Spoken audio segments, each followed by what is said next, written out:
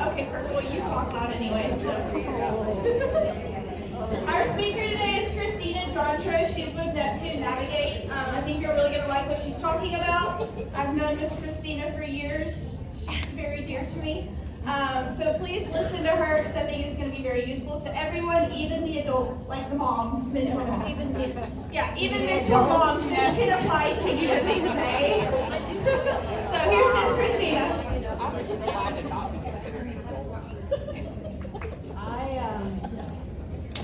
I told Ellen when I came in, it is the highest honor when a former student would invite you to come talk to their people. And so I know there are a few of you that we did time at Grace with. Good job, we made it out. And we are contributing members of society, so way to go. And I got to be here last night, and I will tell you what I told them.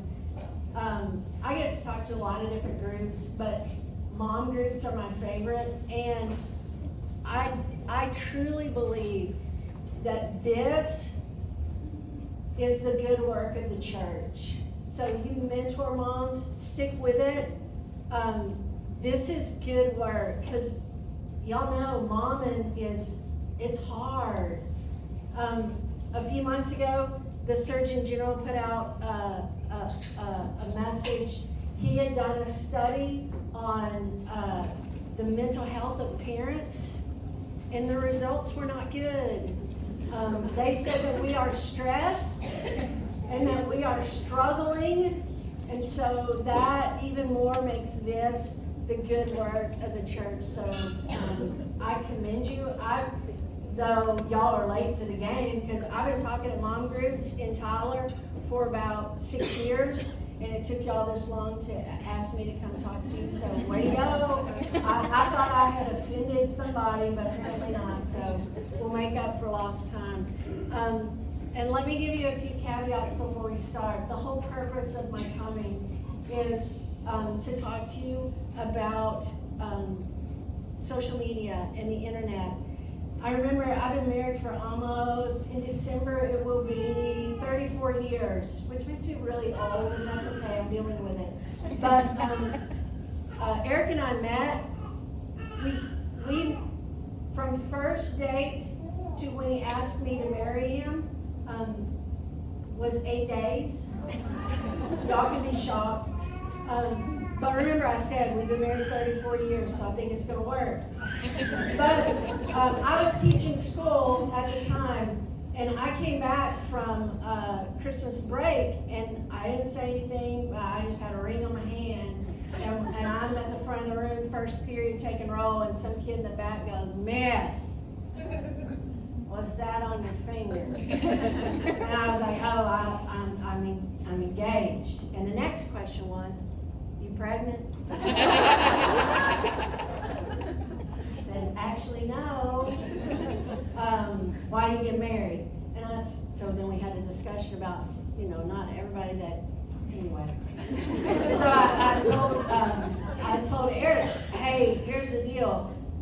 This will be a long engagement because I need to prove to my students we're get married because we love each other, not because I'm pregnant."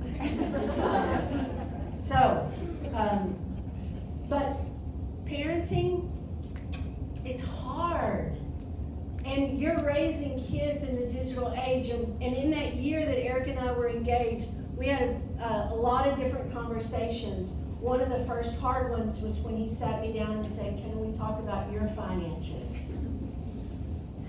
And I thought, he's not going to like this, because my parents didn't pay for college, and I went to Abilene Christian University, and it was expensive back then, and I left there with a degree and not a husband and $40,000 a student debt. And but during that engagement time, we had an interesting conversation about some non-negotiables, and one of them was I'm looking around to make sure there are no little small children that can understand this. I did not want to do Santa Claus at Christmas. because I knew I would have to be the one that did all of the things, and I just didn't want to do it.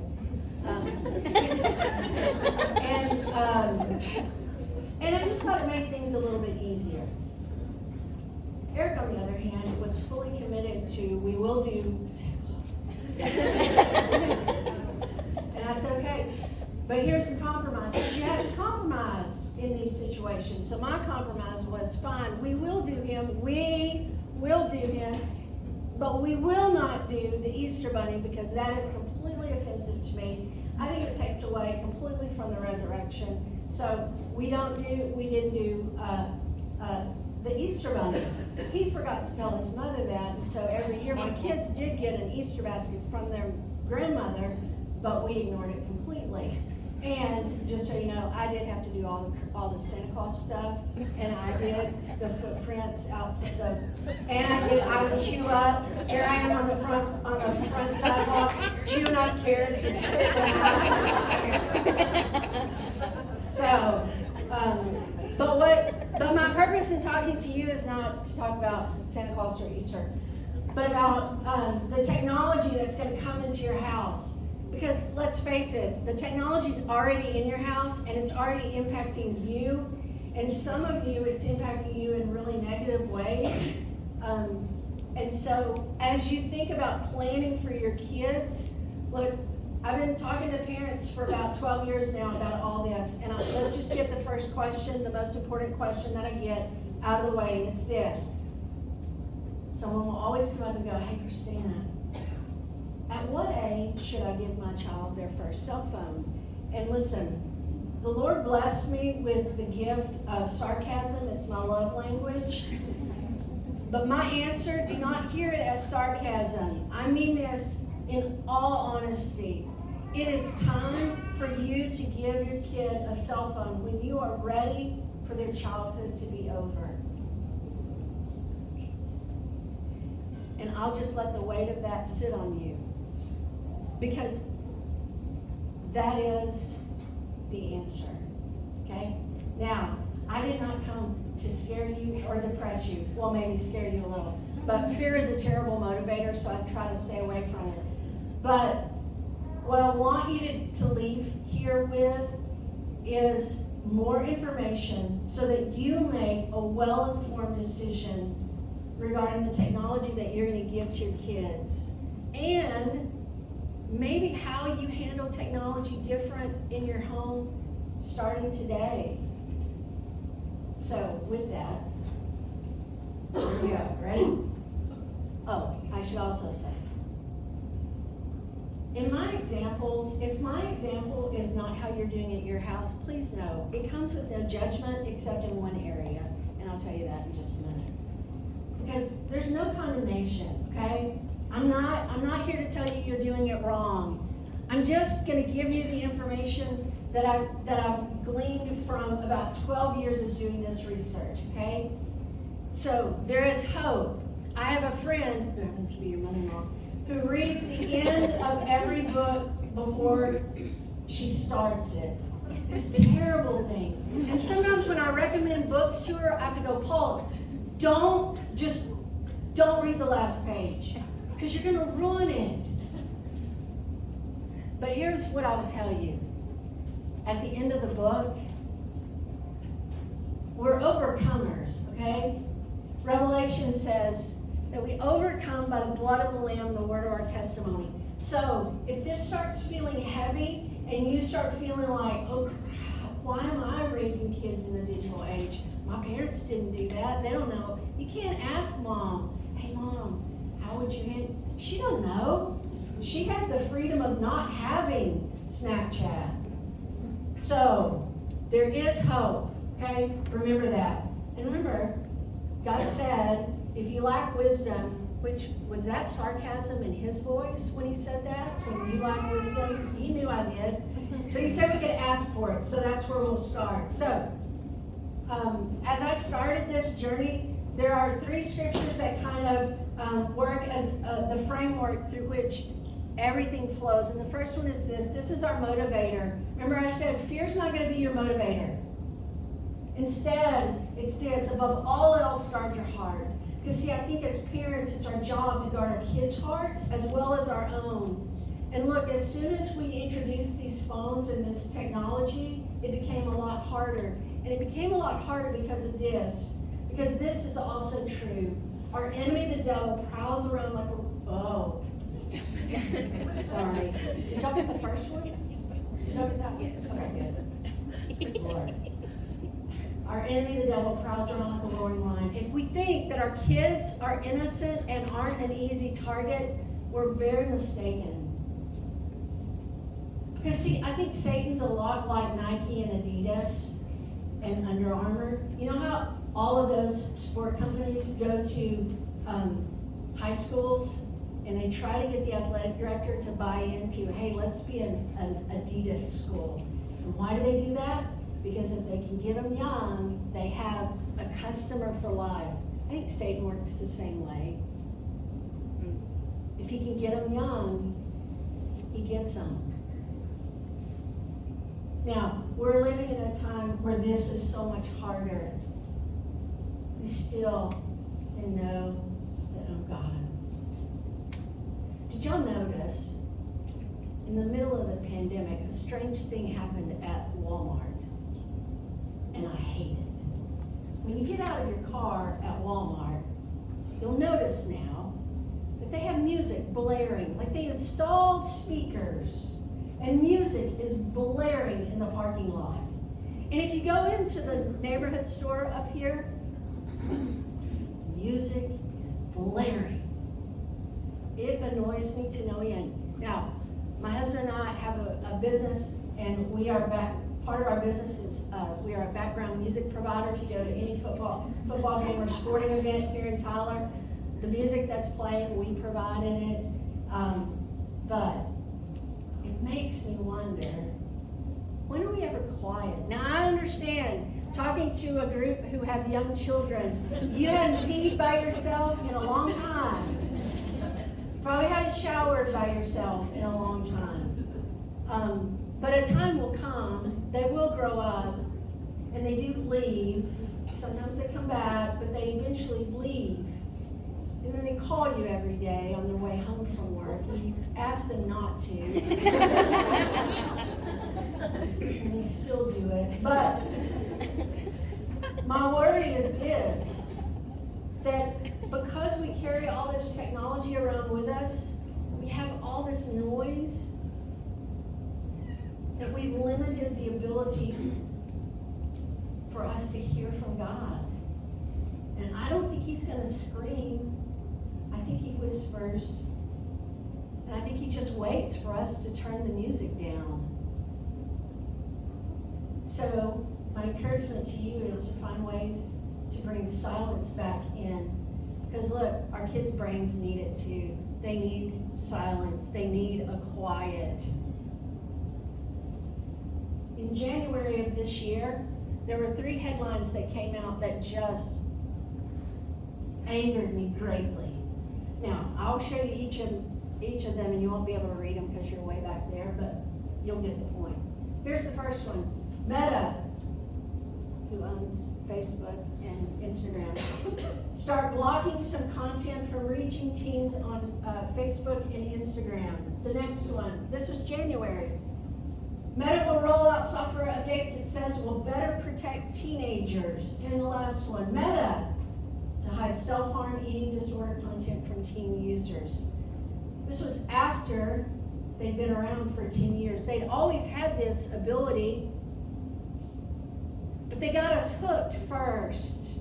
And then they started, because we started screaming, then they started going, oh, what, you don't want your 13-year-old to be fed content on disordered eating? Oh, okay. We'll try. What I'm going to ask you to do is to not abdicate your authority to the tech companies, because they don't care. They're doing the research and development on the heart and souls of our kids, and frankly, on yours too. They don't care. They want your eyes. They want your attention. The guy that came up with the infinite scroll says it's his biggest regret in life. because it just addicts us. We were created to look for the shiny and the new. They got us. Data. We love data. But I wonder if our love for data has given us a false sense of power, authority, and the big one, control. See, if I know enough, then I don't really need to rely on God that much. I mean, I've got Google. It can answer all of my questions. And I've got WebMD, and it will tell me that I'm dying in a couple of months because I have this weird rash under my eye. And Find Friends and Live 360. I can look right now and see where my kids are. My son gave me that for Christmas this last year. He goes, "Here, Mom, you can add me to Find Friends." I was like, "Okay, thanks." But knowing where my kids are at all times, does that give me a sense of control and a sense of peace? Not really, but it gives me the false sense of omnipresence. Omnipresence. Who do we usually associate omnipresence with? God. See, I think a lot of this technology that we hold fast to is giving us a false sense that we are becoming godlike. And that happens to remind me of this. Is all of this technology maybe our Tower of Babel because we're becoming godlike? I don't know. I'm going to give you a few statistics, but I'm going to have to open this up again because I'm tired of looking backwards. Last year, the CDC came out with its Youth Behavior Risk Survey. They've been doing this for generations. They do it every 10 years. And this, I'm going to give you 3 or 4 statistics that hit the news and that we really should pay attention to. So, the previous survey was done 10 years ago.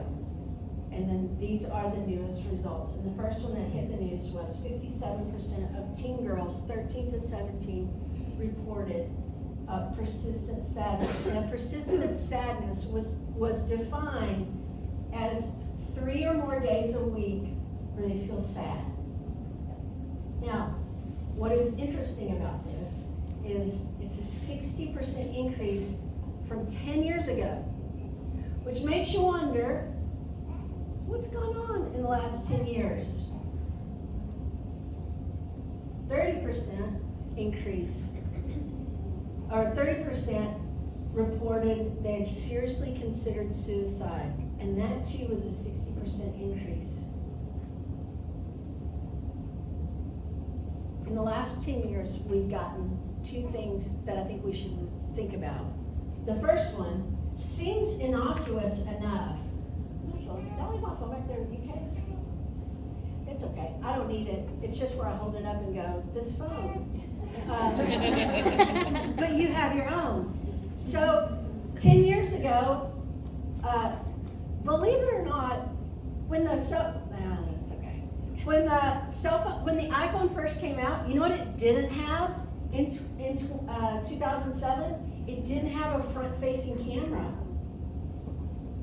Front-facing camera changed everything for teen girls because now they become the main character in their story. They're in the middle. Selfies. We couldn't do selfies really well before we got the front-facing camera. Now we're all about it. 10 years ago, we also got Instagram. And while I do love Instagram, I'm a 58-year-old woman. The way I use Instagram is very different than how a 13-year-old girl uses it. The things I'm watching are not the things they're watching, and the things it's sending me are very different from the things it's sending to the 13-year-old.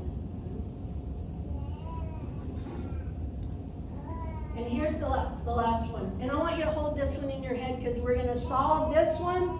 We are going to solve this one before we finish, okay?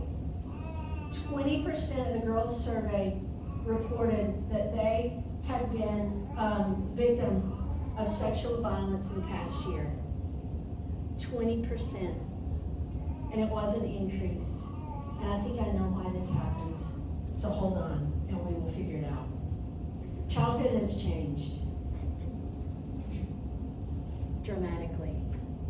I grew up in the 70s because I'm old. And when I was growing up, I would just leave the house in the morning. I was 4 when I demanded that the training wheels on my bike be taken off because I was better than that. And the city had generously come through our neighborhood, and on our paved alley, they put speed bumps, which, as a 4-year-old with no training wheels, you know what that meant? And the speed bumps had a center that was no speed bump, okay? So it was 2 humps, okay? So you would start at the top of the street, paddle, paddle, paddle, paddle, paddle, all the way to the end of the street, and then you would hit that last speed bump and go airborne. It was awesome. And what was really cool was there were no adults anywhere to watch and go, hey, I don't really think that's a good idea. So we would spend hours just getting all kinds of great exercise until I did it one last time, and I flew up and then crashed down and broke my collarbone.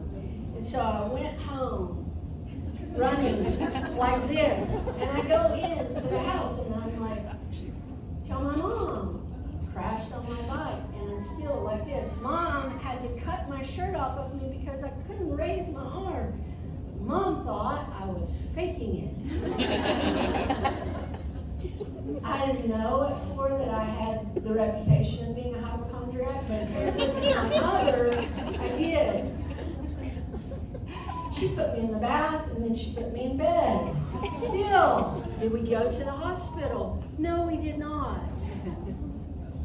The next day, I get up and I get dressed. And again, I head out the back door. But this time, Mom was watching, and she noticed that as I ran down the street, I was holding my arm like this, to which she thought, maybe she was telling the truth. My mom's 85 and 86, and dementia is winning the battle. And every time I'm with her, it doesn't matter. I'm still reminding her that, hey, remember when you didn't take me to the... And she's like, no. But childhood has changed. Childhood has changed because fear is our motivator. Because if the kids go out to play, they need adult supervision. They don't always. And they don't always need us to make the rules for their games. Sometimes it's fun to just let them create their own games. Because see, we've gone from play-based, which is what I grew up doing. I mean, y'all, we could build some forts like nobody's business with just spare wood we found around the creek. It was awesome. Y'all, remember when the storms hit recently and all the trees in that neighborhood over there fell on all the houses? God bless them. I live in Charleston Park, and thankfully none of the trees fell on any of our houses, but you know, our power and our water was out for 3 days. And all the little boys in our neighborhood, which are 4, we have 4 young boys, they didn't have internet for 3 days. And the first day, middle of the day, one of them knocks on my door, and I open the door, and he goes, hey, can I borrow your wheelbarrow? And I was like, sure. I don't care what you're going to do with it. I don't even need to know. I'm not going to ask. But I will be sitting out on my front porch, and I'm going to watch just to see, because I'm curious. So he goes back to the garage. He gets the wheelbarrow, and he goes trotting off. Y'all, for the whole day, 4 little boys, elementary, the oldest one is 7th grade, okay? They had a hatchet and a wheelbarrow. And no adults anywhere. And they had to entertain themselves. And they figured it out. And so they were just going all over the neighborhood chopping things with that hatchet that was not very sharp. Nobody was going to get hurt. And they would load up the wheelbarrow, and we'd just see them pushing it all over the neighborhood. And at some point, a dad finally asked, "Hey guys, where are you putting that?" And they told him, we didn't care. But see, they only got that opportunity because they didn't have any internet for 3 days, and they figured out how to entertain themselves. Because if they would have had internet those 3 days, they would have been, there we go, they would have been back on their phone-based childhood. And y'all, it's not serving them well. Creativity is lost. I mean, dump a pile of Legos in the floor and leave the room and see what happens. And then make them pick them up because they hurt really bad. This statistic just floored me. I know you can't read it very well, but it says time spent with friends, time with friends.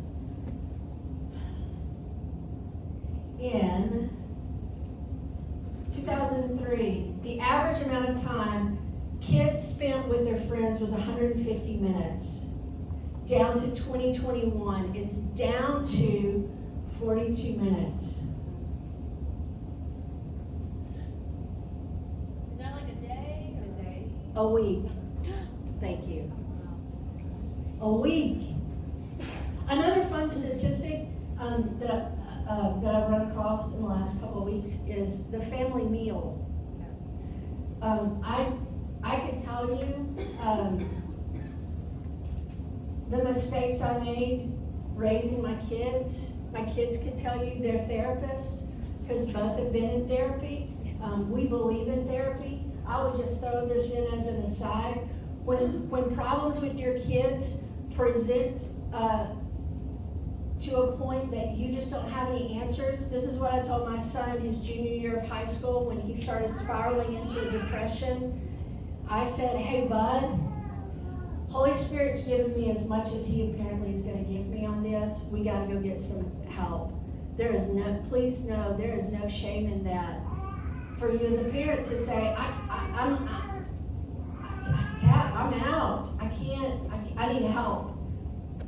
But I can tell you all the mistakes I made as a parent, and y'all will be very entertained by that, so I'm not going to do it. But I did one really good thing. I didn't get to be a stay-at-home mom, which is all I really wanted to do, but finances just never worked out that way. And so I worked, taught school the whole time my kids were growing up. But I made sure every evening that we ate dinner at the table. We ate dinner at the table. Now, preparing me, like the pandemic reminded me, Lord, they eat 3 meals a day. And why do they want me to decide what they're going to eat? That is too much. When my kids got in junior high, I had just reached the point where I was like, I'm out of ideas. So here's my one fun tip for you. You don't have to fix something different every night. My mom she had a 5 rotation meal plan, and that was great. Mine's a little bit bigger than that, but when I was working and the kids were going and doing, there was one thing they could always count on. Wednesday nights, we were going to have baked potatoes every Wednesday night. And don't anybody complain about it. We're going to have, and sometimes we do special, and that was when I would go get barbecue at like Rudy's or Stanley's, and then we have barbecue on our, and listen, other kids heard about this and would ask to come eat at my table on a Wednesday. So, eating at the table was great. 100 years ago, the average American family meal was 90 minutes. That's a little too long for me. Today, the average American family meal is 12 minutes. I think we're losing something. I think we've lost the ability to slow down. So if I can encourage you in anything, it's figure out how to do, they don't have to be a 4-course meal. Lord knows it never was at my house. And no, we didn't do devotionals. I know you think because we ate meals, we might have done like family devotionals. devotionals. We didn't because we tried that, and the kids and I agreed that was stupid. It just didn't fit us. I mean, listen, we got Jesus in other ways. We just didn't do it. We didn't look like a homeschool family. So here's the solution to phone-based childhood, and it is this: facilitate play dates. And look, this is the best place to start it because you can look around the table and go, oh, you have a 3-year-old boy, I have a 3-year-old boy. Can we get them together and let them just tear each other up? Please? I mean, because kids aren't going to look at each other in Sunday school and go, hey, let's meet Friday, 7 o'clock, fresh on the playground. They need you to do it. They need you to do it now. Don't wait until they're in junior high. You got to get it done now. They need those social skills. Also, give them the ability to have unstructured play. Quit organizing everything. You're not the cruise director. I free you of that job title. You don't have to be the cruise director. They can be bored. It doesn't hurt. Listen. Okay, Elizabeth, you can ask Jeff about this when you get home. Y'all, this is fascinating. And I've already told Paula about it, and I told him to take, every time Maddox is at her house, to take him outside and just point at trees. Y'all, this will blow your mind. Okay, think about every time you're at the store at Target. Y'all look like Target shoppers to me. That wasn't judgment. But you know how you go to Target or any restaurant in town and every kid is in the cart with this. Their own this. God is an amazing creator. And our eyes were not meant to do this hours on end, hours on end, hours on end. And you know what's happening is this.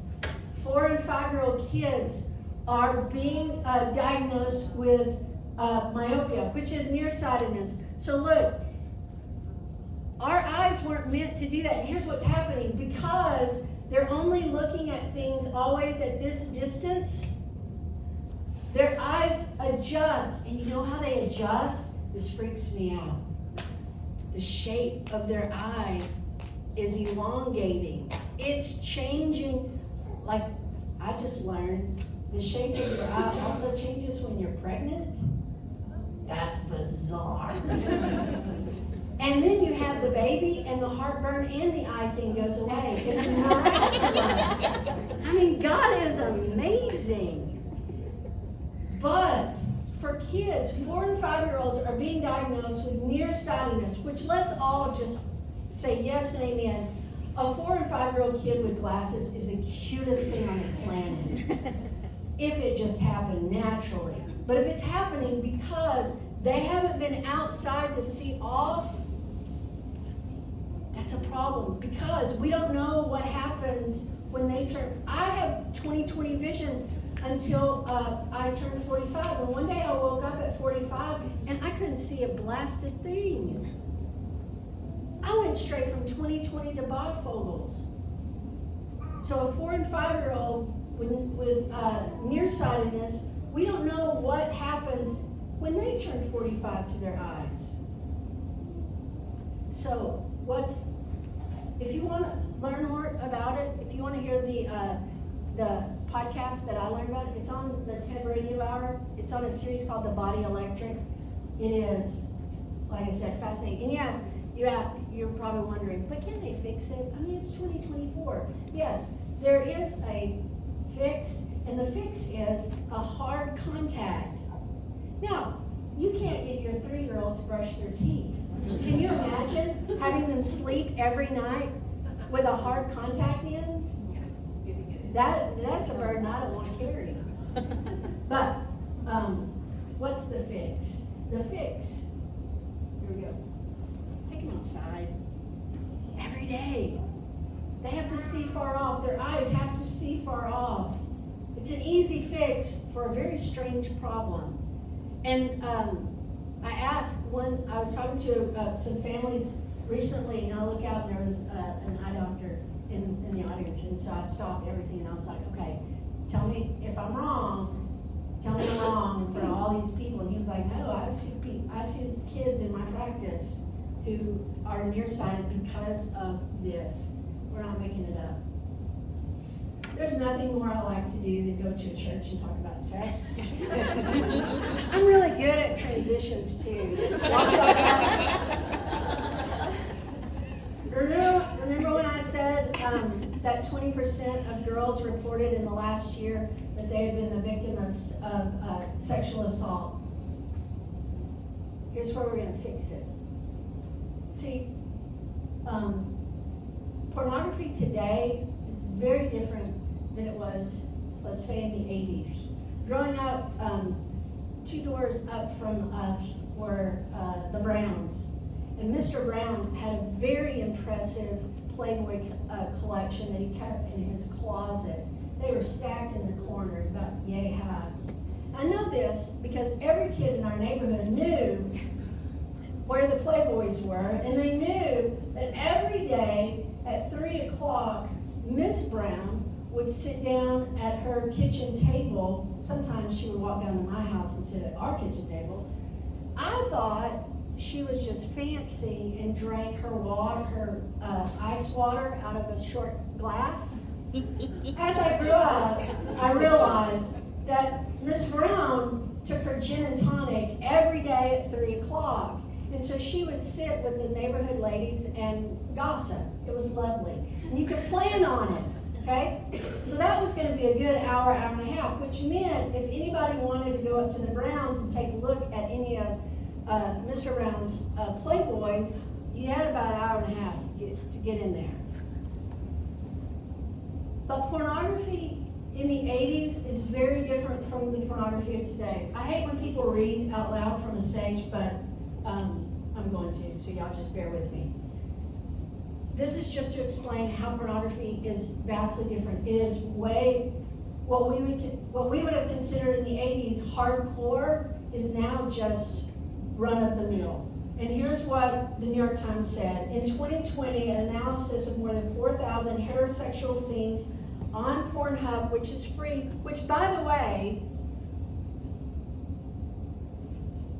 in Texas and in Louisiana, if you try to go to Pornhub, don't. Just trust me on this. You can't get to it anymore in Texas and in Louisiana because we can geo-fence those things and keep them out. Now, you can also go on YouTube and there are 12-year-old boys that will teach you how to get around that with a VPN, but my point is, we're making a little bit of progress. But 4,000 heterosexual scenes on Pornhub, 45% contained aggression, almost exclusively directed at women. Black women have been found to be the targets of such aggression more frequently than white women, and black men were more frequently than white men to be depicted as aggressors. In other words, and this is from the New York Times, in other words, teens are being served a heaping helping of racism with their eroticized misogyny. And here's what I think is happening. Here's where I think caused this, and here's where you guys can be the solution. The majority of kids run into porn because they're curious. I got a call from a principal friend who asked me to come talk to her kids about her students about pornography, and I said, nope. Why are you calling me? What happened? She said, well, I had these 2 little 5th grade girls were on their Chromebooks and the teacher wasn't monitoring like she should have been, and they were looking at boobs and penis. And I said, well, I hope they didn't get in trouble. And she said, no, we just talked to y'all. They were looking at boobs and penis because they're freaking curious. And they're curious because mom and dad have communicated something to them, which is this: I don't want to talk to you about sex. The solution to this is for you to be the parent, because here's what's happening. Our sons are learning about sex not from mom and dad, but from Pornhub or any other porn site that's easily accessible within 2 or 3 clicks. They are learning an aggressive, violent form of sex, and then they are acting it out on our daughters.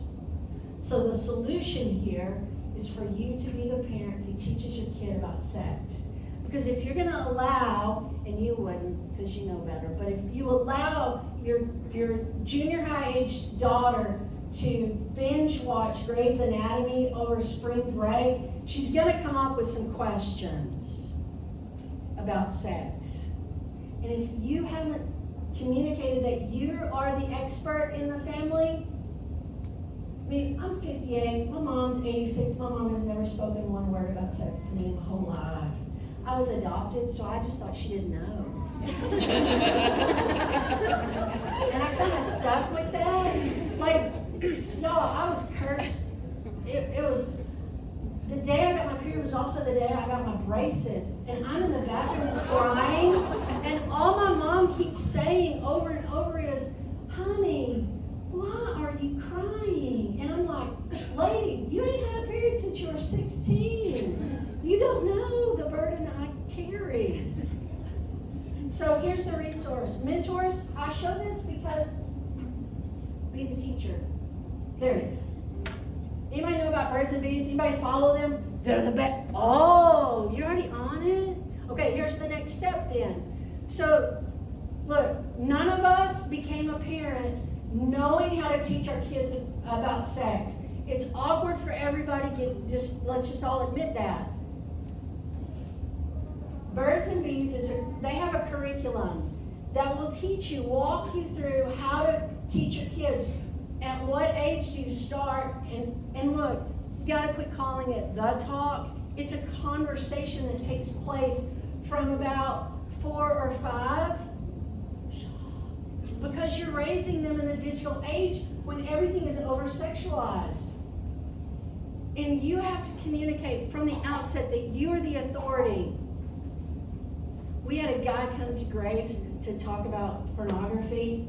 We actually had a mom of a senior boy come in to check him out, and she said, yeah, he's just not into that.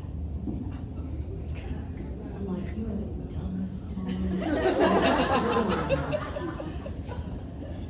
Birds and Bees, it's $99. Look, the budget might be tight here at Green Acres. I don't know, I don't go here. But I think y'all can scrape up $99. And it's a video curriculum.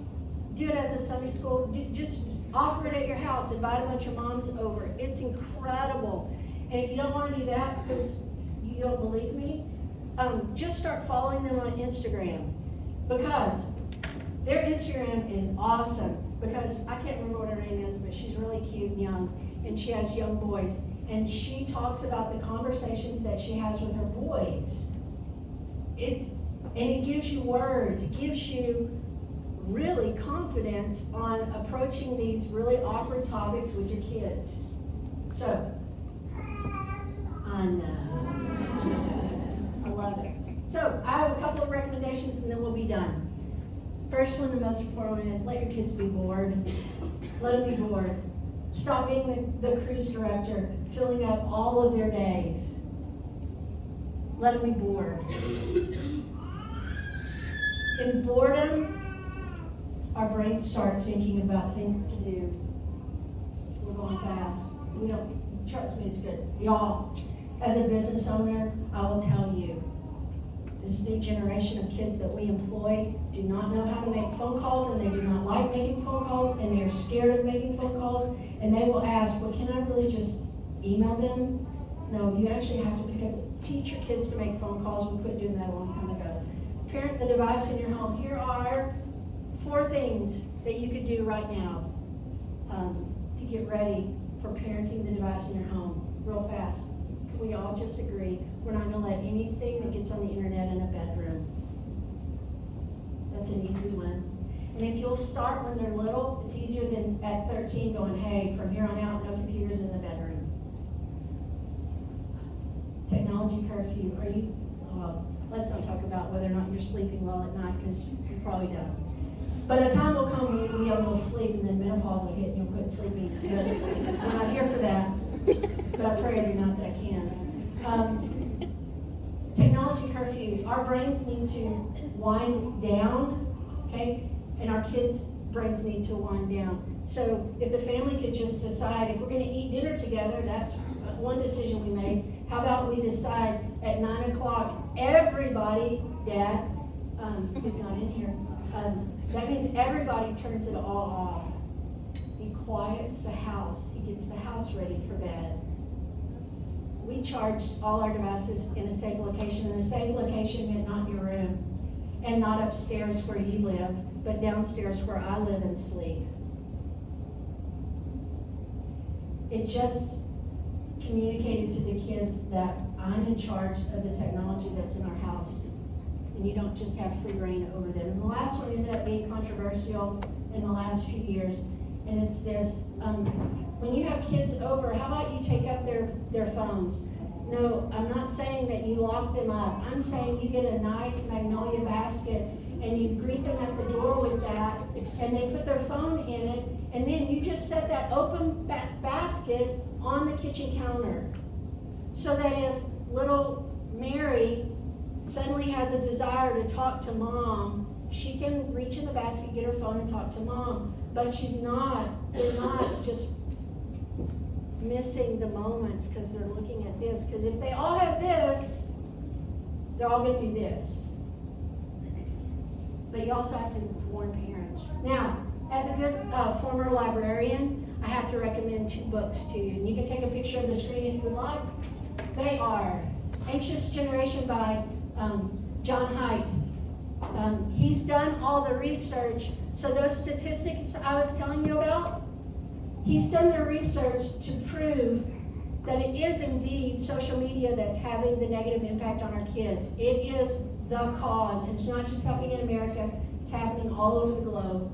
And the other one is Carlos Whitaker's book, Reconnected. Carlos spent 6 weeks with no screens. Before he did it, he had a brain scan, and then 2 weeks in a monastery, 2 weeks in Amish country, and 2 weeks at home with no screen. And then he had a brain scan done again. It is fascinating what all this technology is doing to our brains. So that's just books you can read if you get bored, which I encourage you to be bored. I'm going to pray, and then she's going to do whatever she's standing there hoping to do. Let's pray. God, you are good, and we are grateful